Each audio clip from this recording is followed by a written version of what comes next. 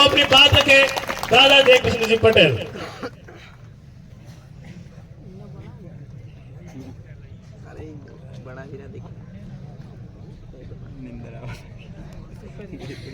सबसे पहले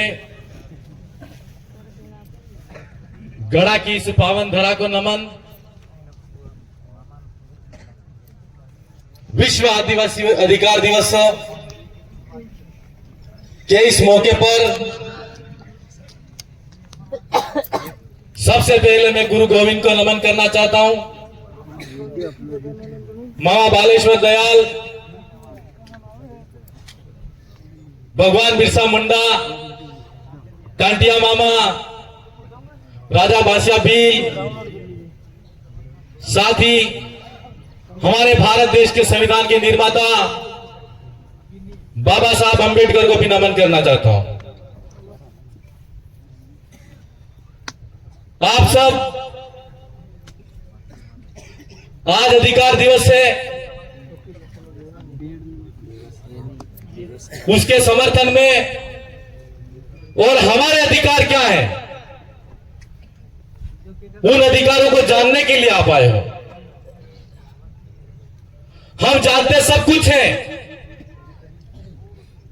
लेकिन उन बातों को पहचानना नहीं चाहते। आज जिस गढ़ा की इस धरती पर हम बैठे हैं और अभी हम गोटिया मां मंदिर के अंदर गए तो वहां पर कुछ लोग ऐसे थे जो मात्र अपनी राजनीतिक रोटियां सेकने के लिए और राजनीतिक विरोध के कारण वहां इकट्ठा होकर भजन मंडली कर रहे थे। जिन लोगों ने आज तक हमारे समाज को हक अधिकारों की लड़ाई में पीछे रखा और जिन व्यक्तियों को सभा के माध्यम से या मीटिंग के माध्यम से बताना चाहिए था, उन लोगों को आज तक नहीं पता लगने दिया और अभी भी हमारे सामने दोहरी चाल चल रही है। ये विरोध करने वाले लोग कौन हैं? हमारे ही लोग हैं। मैं आपको इस मौके पर यह कहना चाहता हूं कि हमको किसी विवाद में नहीं पड़ना है, हमको किसी झगड़े के अंदर नहीं पड़ना है। हम सामाजिक और वैचारिक एकीकरण की बात करते हैं तो आज नहीं तो कल वो भाई हमारे हक अधिकार की बात समझ लेगा तो हमारी दादम पे आकर बैठेगा। समय लगेगा उसको, क्योंकि उनके दिमाग के अंदर गलत बातों को आज तक भरा गया है।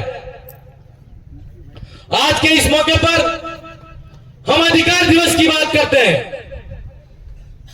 दादा कांति दादा बता रहे थे यह पांडवों की धरती है। हम आपसे कहना चाहते हैं यह पांडवों की धरती नहीं है, यह आदिवासियों की धरती है और राजिया और माजिया रावत की धरती है और महिला की धरती है। आज के मौके पर आपसे यह कहना है कि आज से 5,000 साल पहले हमारे साथ में क्या क्या शोषण हुआ, उस शोषण के बारे में हमको जानना है। तो हमारे अतीत और हमारे इतिहास के बारे में जानो सबसे पहले। आज हम जिन स्कूलों की बात करते हैं उन स्कूलों के अंदर आदिवासियों को पढ़ने का अधिकार नहीं था। और सबसे पहले आदिवासी हो, चाहे दलित हो, चाहे माइनॉरिटी का भाई हो, लेकिन जो भाई स्कूल के अंदर पढ़ने जाता था तो उसके साथ में छुआछूत की भावना से पढ़ाया नहीं जाता था। और इसीलिए छुआछूत की भावना उनके अंदर थी क्योंकि वो उनको हमारे समाज को पढ़ाना नहीं चाहते थे और जागरूक होने नहीं देना चाहते थे। आज समय और परिस्थिति बदली है। आज हम जिन पुरखों की यहां पर मूर्तियां लगा के इनकी पूजा अर्चना करते हैं, इनकी आराधना करते हैं, इनको याद करते हैं। मेरे भाइयों, खाली नाम मात्र हम इन पोस्टरों के अंदर नहीं समझना है। इन लोगों ने हमारे हक अधिकारों के लिए, हमारे समाज की और हमारे समुदाय की एकता के लिए अपने प्राणों की आहुति दे दी और पूरा जीवन न्यौछावर कर दिया। ये जो मूर्ति हम देखते हैं गोविंद गुरु महाराज, क्यों याद करते हैं उनको? इसलिए याद किया जाता है उनको कि इस गोविंद गुरु महाराज ने हमारे भूले भटके समाज को, हमारे हक अधिकारों के बारे में हम लोगों को नहीं पता था, उन्होंने संघ सभा का गठन करके हमारे समाज को संगठित करने का काम किया और गांव गांव तोड़ी गई गोटी आज आप समाज संगठित थवानी जे एकता समुदाय न एकड़ा जो रूप आली गोविंद गुरु महाराज ने दिया। महाबालेश्वर दयाल को हम याद करते हैं। महाबालेश्वर दयाल, हम आज भी भजन मंडली में रात हो या दिन हो, जहां भी हम हमारे जो पुरखाई पद्धति की जो आराधना पूजा होती है उनमें भजन कीर्तन के माध्यम से हम याद करते हैं। महाबालेश्वर उस समय वागड़ी में कहा करते थे कि अपना गम में अपनो राज, जिन्हें आज की तारीख में अपन का पंचायती राज एक्सटेंशन एक्ट और 1872 के अंदर जिसको शेड्यूल डिस्ट्रिक्ट एक्ट कहा, वही लड़ाई महाबालेश्वर दयाल ने लड़ी और हमारे समाज को संगठित करने का काम किया। जो भी हमारे अंदर कुरीतियां थी, बुराइयां थी, उन बुराइयों को खत्म करने का काम किया। जैसे जाजम पर हम बैठे हैं तो आज की तारीख में हमको उनको पूजना है, मात्र उनकी भक्ति करके उनको भजन के माध्यम से याद नहीं करना है। जब कभी भी हमारे समाज की खिलाफ में कोई ऐसा षड्यंत्र रचने आता है या कोई ऐसा व्यक्ति है जिस किसी ने भी हमारे समाज को बिखेरने का काम किया, उसको जड़ से उखाड़ कर फेंक दो। महाबालेश्वर दयाल और गुरु गोविंद की शक्ति को फिर से पुनर्जीवित करने का काम आप सबको करना है। ये कौन करेगा? फिर से महाबालेश्वर दयाल और गुरु गोविंद के भगत करेंगे। हमने कांति दादा कही रहा था, वो कही रहा था, आप सब दिखी रहा क्या आपने हिने भक्ति आज भी हमारे घरों के आगे गोविंद गुरु महाराज के नेजे लगे हुए हैं, वो नेजे हैं और आज की तारीख में उन नेजों से ही इस समाज की पहचान है और हमारी पहचान, हमारी अपने आप में पहचान है। उस पहचान को हमको जीवित रखना है। सबसे पहले उस पहचान की बात आती है तो आज समय के साथ में कोई भाई हमारा क्रिश्चियन बन गया है, कोई भाई हमारा हिंदू बन गया है। हम ये लड़ाई हिंदू मुस्लिम क्रिश्चियन या मुसलमान की लड़ाई नहीं है। जहां पर भारत आदिवासी पार्टी बात करती है और आदिवासी परिवार जिस विचारधारा पे काम कर रहा है वो मानव कल्याण की बात करता है और विश्व जगत के कल्याण की बात करता है। इसलिए आज हमको देखना पड़ेगा कि सबसे पहले आज पूरे देश के अंदर जनगणना की बात आती है तो जातिगत जनगणना होनी चाहिए। मैं आपको बता देना चाहता हूं कि सबसे पहले जातिगत जनगणना हुई तो 1875 के अंदर अंग्रेजी हुकूमत के समय पहली जनगणना हुई और उसके बाद में 1931 के अंदर दूसरी जनगणना हुई और तीसरी जनगणना 1941 में हुई और चौथी जनगणना 1951 में हुई। आज हम पूरे देश का आदिवासी समुदाय हो वो जग चुका है और अपने समुदाय के लिए हक अधिकारों की बात करता है और अलग जातिगत जनगणना के माध्यम से अलग धर्म कोड की मांग जो कर रहा है वो मांग पूरी होनी चाहिए कि नहीं होनी चाहिए। आज सरकार क्यों डर रही है? सरकार उसको पता है कि सबसे पहले इस देश के अंदर अंग्रेजी हुकूमत के सामने हमारे पुरखों ने लड़के आजादी की लड़ाई तो ली, लेकिन हम जिस आरक्षण की बात करते हैं वो आरक्षण भी की लड़ाई भी सबसे पहले अंग्रेजों के सामने लड़के हमारे पुरखों ने ली थी। जब हमको सरकारी स्कूल में पढ़ने का अधिकार नहीं था तो पहली बार अंग्रेजी हुकूमत के समय 1902 के अंदर पहली बार आरक्षण का जो प्रावधान लागू किया गया उसके अंदर 50% गैर ब्राह्मण है वो उस विद्यालय के अंदर प्रवेश करेंगे। ऐसी अंग्रेजी हुकूमत से हमारे लोगों ने लड़ाई लड़के फिर पहली बार आरक्षण का प्रावधान लागू किया। यह कोई छोटी लड़ाई नहीं है और उस आरक्षण के अंदर दूसरी बार 1908 के अंदर उन लोगों ने फिर से प्रथा जातिगत जनगणना समुदाय के माध्यम से करके दूसरी बार उन्होंने आरक्षण को फिर से बांटा, जिसके माध्यम से एसटी और एससी को रिजर्वेशन पॉलिसी लागू हुई। मैं आज आपको आरक्षण की बात क्यों बात कर रहा हूं? उस समय जब जनगणना हुई थी उस समय 22.5% टोटल आरक्षण था एसटी और एससी का, जिसमें एससी का 15% है और एसटी का 7.5% है। હું તમને એમ કેવું ચાહું કે એના જમાનામાં આપણા બાપ દાદા ભણેલા જ નતા કે નોકરી નહીં લાગતા। વાત હાસી કે નહીં આથી? વાત હાસી કે નહીં હાસી? આજની તારીખમાં ઘેર ઘેર બેરોજગાર યુવા સાથી ફરી रहे। वो आरक्षण 1908 में अंग्रेजी हुकूमत के समय में जिन हमारे पुरखों ने लड़के लिया था, वही आरक्षण आज तक लागू है। क्या आरक्षण बढ़ना चाहिए कि नहीं? जो बढ़ना चाहिए, बढ़ना चाहिए कि नहीं बढ़ना चाहिए? कब बढ़ेगा? जब हम यह सरकारें जातिगत जनगणना करवाएगी, और जातिगत जनगणना जब तक नहीं होगी तब तक इनको आरक्षण का देने का, ना तो देने का विचार है और ना ही देना चाहती है।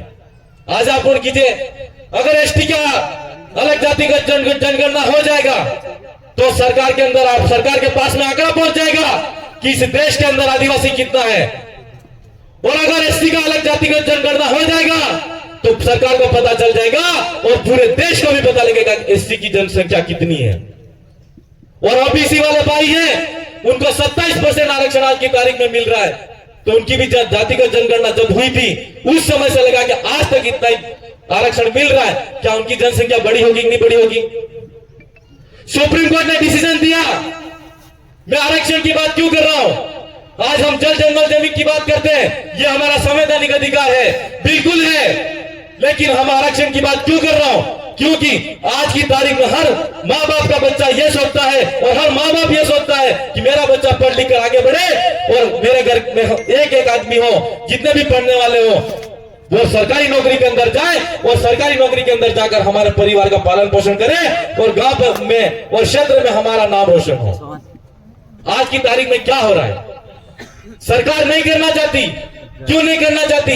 क्योंकि उसको आज पूरे देश के अंदर अलग धर्म कोड की बात होती है और आरक्षण की बात के लिए हम सबको मिलकर कर लड़ना पड़ेगा। मैं आपको इस मंच के माध्यम से हाथ खड़े करके आश्वासन दूं मुझे कि आरक्षण की बात हो तो आप खड़े पूरा पुरजोर ताकत के साथ में लड़ने आओगे और हमारा साथ दोगे। इस मौके पर यह भी कहना चाहता हूं कि यहाँ पर मीडिया के साथी हैं, हमारी सरकार पहले जो टीएसपी क्षेत्र के अंदर 244 की मूल भावना के अनुरूप आरक्षण होना चाहिए, लेकिन आज की तारीख के अंदर हमारे पास में आरक्षण जो मूल रूप से होना चाहिए वो नहीं है और जिनको मिलना चाहिए था उतना नहीं मिला हुआ है। हमारी आबादी 74 और 80% इस टीएसपी क्षेत्र के अंदर है और हमको 45% आरक्षण मिल रहा है और आज की तारीख में 50% अनारक्षित के नाम से आवंटित किया जा रहा है, जिसका फायदा हमारे आदिवासी भाइयों को नहीं हो रहा है। और आज की तारीख में 5% आरक्षण एससी भाई को मिल रहा है, एससी भाई को भी आरक्षण का पूरा फायदा नहीं मिल रहा है। और जो लोग सदियों से दलित शोषित और पीड़ित होते आ रहे हैं वो आज भी पीड़ित होते आ रहे हैं। आज मेरे युवा साथी घर घर के अंदर बेरोजगार घूम रहे हैं। मैं उनसे कहना चाहता हूं कि आज के इस मौके पर अधिकार दिवस है और इस आरक्षण की लड़ाई को फिर से शुरू करना पड़ेगा और सरकार को अपने घुटनों पर लाना पड़ेगा। मेरे भाई, यह लड़ाई हम सबको मिलकर लड़नी है। आज हम बात कर रहे थे कि हम जल जंगल जमीन हमारा है, अनुसूचित क्षेत्र के अंदर पूरा अधिकार हमारा है। राजस्थान टेंडेंसी एक्ट के अंदर जब 1955 बना और राजस्थान काश्तकारी अधिनियम लैंड रेवेन्यू एक्ट जिसको हम कहते हैं 1956 बना, उसके अंदर भारत के संविधान की 244 की मूल भावना के अनुरूप इस अनुसूचित क्षेत्र के अंदर एक जजमेंट आया, वेदांता का जजमेंट आया जिसको सुप्रीम कोर्ट ने दिया, दूसरा जजमेंट समता ने दिया और दोनों जजमेंट के अंदर सुप्रीम कोर्ट ने यह कहा कि अनुसूचित क्षेत्र के अंदर 1 इंच भी जमीन सरकार की नहीं है। तो हम उनसे पूछना चाहते हैं कि आपकी फॉरेस्ट एक्ट के नाम से जो हमारे लोगों की जमीन आप ले रहे हो वो फॉरेस्ट एक्ट सरकार का है कि नहीं है? सरकार का है। इस लड़ाई को हम सबको मिलकर लड़ना पड़ेगा और हम ये कहना चाहते हैं कि हमारा एक जजमेंट और आया था जिसको हम कहते हैं कि न विधानसभा न लोकसभा, सबसे ऊंची ग्राम सभा। मेरे भाइयों, ग्रामो ग्राम नो एकड़ो करी तो गामो गाम ग्राम सभा नो गठन करी ने पास जी सरकार ने जमीन और वन भूमि हो उस पे आप काबिज हो जाओ। पट्टे के लिए आवेदन हम करेंगे, सरकार क्या नहीं देती है। हमारे हक अधिकारों के लिए कोई लड़ने नहीं आएगा। हम आपसे कहना चाहते हैं, यहाँ पर जनता का शासन है, लोकतांत्रिक व्यवस्था को अगर समझते हैं तो जो भी मांग अगर नेता मांगते हैं और आपकी जो आम राय से जो बात होती है उस मांग को सरकार के सामने रखते हैं तो सरकार को पूरा करना पड़ता है। भारत का संविधान कहता है कि लोकतंत्र के अंदर पूरी ताकत है और लोकतंत्र का मतलब होता है जनता। और आज की तारीख में जनता द्वारा चुना गया जनप्रतिनिधि जो सरकार के पास में होता है, सरकार के नुमाइंदों के पास में जाके बैठता है और विधानसभा की सदन हो चाहे लोकसभा की सदन हो, उस सदन के अंदर जाके अपनी मांग को उठाता है। वो मांग सरकार को पूरी करनी पड़ती है। आज कांति दादा कह रहे थे कि मध्य प्रदेश, गुजरात और राजस्थान वहां के आदिवासी भाइयों को हमको आज की तारीख में अलग अलग घूम रहे हैं। हमारी संस्कृति एक जैसी है, हमारी बोली एक जैसी है, हमारी भाषा एक जैसी है। और आज अपनी शादी થાય તો आपण તય કરાવી તા તાર વિવાહ થાય તો आपण करा पाते यार हां पण फिर भी बॉर्डर में आपण वटाईला हां ईनी लड़ाई ની फेर थी की करवी है तो आपण एक सांसद नहीं मध्य प्रदेश और गुजरात और राजस्थान के अनेकों 8-10 सांसद दिल्ली के अंदर भेजने पड़ेंगे और गोविंद गुरु के अधूरे सपने को पूरा करने के लिए हमको 20 प्रदेश बनाना है मेरे भाई। इसलिए कहने को बहुत सारी बातें हैं, पर आज के मौके पर मेरे विधानसभा क्षेत्र की बात आज एक आई है और मैं विधानसभा के अंदर भी मैंने वो बात को रखी है। मैं इस मौके पर यह कहना चाहता हूं और तमने पूछना चाहूं कि अपर हाई लेवल कैनाल के नाम तक की सरकार और यहाँ का एसडीएम और प्रशासन सब लोगों ने एएनएन ने मिलके यहाँ के लोगों को पता नहीं है और उनके खाते की जमीनों पे उन्होंने खुदाई कर दी है और सरकार को पता नहीं है। और आज की तारीख में मेरे जाने के बाद में उन लोगों ने काम रोक दिया है। हम ये पूछना चाहते हैं प्रशासन वालों से भी और मीडिया के साथियों से, आप कल के दिन में छापना कि लोगों ने सर्वे किया तो वहां की हमारी ग्राम सभा का प्रस्ताव लिया या नहीं लिया और सर्वे में ग्राम सभा के प्रस्ताव के माध्यम से सर्वे की जो रिपोर्ट है उनके पास में क्या कही है उसके बारे में जानकारी हमको चाहिए। और अगर प्रशासन ने और वहां के एएनएन ने मिलकर खातादारों की जमीन के ऊपर अवैध रूप से अगर खनन किया है और अपर हाई लेवल कैनाल निकालने का काम कर रहे हैं तो हम प्रशासन को भी कहना चाहते हैं ऐसे लोगों को जो लोकतंत्र को नहीं मानते, मानव की भावना को नहीं मानते और हमारे लोगों के पास में आज की तारीख में जमीन कम है, अगर उन्होंने अवैध तरीके से खनन किया है तो उनको तत्काल प्रभाव से सस्पेंड करना चाहिए। क्यों ये मांग मैं विधानसभा की सदन में उठाऊंगा और यहाँ पर जिस तरीके से कानून का राज नहीं है, लोकतंत्र का राज नहीं है और राजतंत्र का राज स्थापित करने की कोशिश की जा रही है, लेकिन आदिवासी समाज अंग्रेजी हुकूमत को भी तोड़ने की हिम्मत रखता है तो ये छोटे मोटे दल तो हमारे सामने कुछ लगते ही नहीं है। और आज के मौके पर यह कहना है मेरा कि पेला कौन आवेंगे तो मोटा मोटा रोकड़ा नहीं आले પણ પેલા પાને કે રોકડા માટે એ લીધે और पाने एक साहब विरोध करवाइए तो एना कि नवरी समझवानी जरूरत नहीं आपड़ा होता रहता है, विरोध होगा कोई फर्क नहीं पड़ता। और आज के मौके पर मेरे भाई आज बहुत ही महत्वपूर्ण दिन है और साथ ही हमारे यहाँ पर काकरी डूंगरी डूंगरपुर के अंदर जो 1167 सीट के मामले के अंदर आंदोलन चल रहा था और उस आंदोलन के हमारे 2 भाई शहीद हो गए।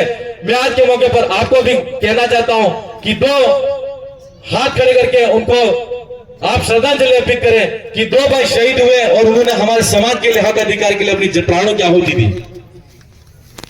धन्यवाद। कहने को बहुत सारी बातें हैं और समय का अभाव है, 4:30 बज गई है, लेकिन आप अपने मन मस्तिष्क और दिमाग में एकदम ये बात फिट कर लेना कि हमको लड़ना किससे है और लड़ना क्यों है और किससे नहीं लड़ना है। और जो लोग हमारी विचारधारा के खिलाफ में लड़ने के लिए हमारे आमने सामने होने का काम कर रहे हैं तो मैं उनसे भी कहना चाहता हूं कि थोड़ा हमारे अतीत में जाओ और अतीत में जाकर जब तक अपने अतीत के बारे में नहीं खोजोगे तब तक आप हम आपको गलत लगेंगे। लेकिन जिस दिन आप अपने अतीत के बारे में पहचान लोगे तो इन्हें खबर पड़ जाएगा कि हमें गलत वाटे नहीं रहा। आज ने मौका माते आनी गड़ा धरती माते वो सरपंच साहब जी मांग थी कि निश्चित तौर माते जो सड़क की बात है मैं और सांसद साहब दोनों हैं, मैं निश्चित तौर पर इस क्षेत्र के विकास के लिए जो भी काम करना पड़े करूंगा।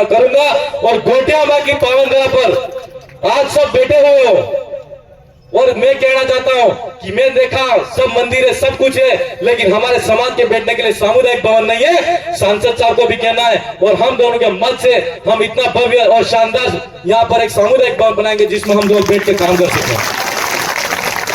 साथ ही और एक बात और यहाँ पर मैं आपसे कहना चाहता हूँ कि नीचे मन से मांग आ रही है कि आपको पानी की समस्या आपको ज्यादा है कि नहीं है?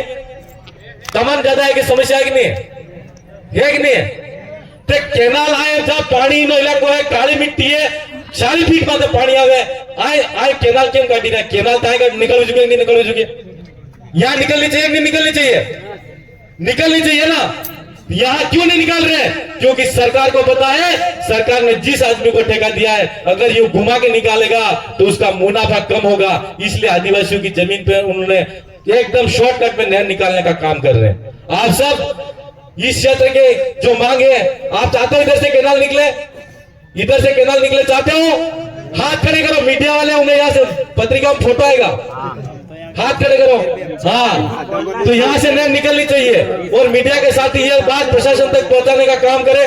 साथ ही मैं ज्यादा कुछ नहीं कहूँ, कहने के लिए बहुत सारी बातें हैं। सांसद साहब को आप यहाँ पर काफी लंबे समय से इतनी तपती धूप में भी याद कर रहे हो और यहाँ पर बैठे हो कि वो उनकी बात को आप सुनो। और बहुत बहुत धन्यवाद आप सबका यहाँ पर आए। मेरी पूरी विधानसभा की जनता की तरफ से मैं आप सबका पुनः कुशलगढ़ बांसवाड़ा से तमाम आए हुए पूरे साथियों का बहुत बहुत मन की अनंत गहराई से हार्दिक स्वागत, अभिनंदन, जोहार करते हुए मेरी बात को विराम देता हूँ। आप सबकी जय जय जोहार।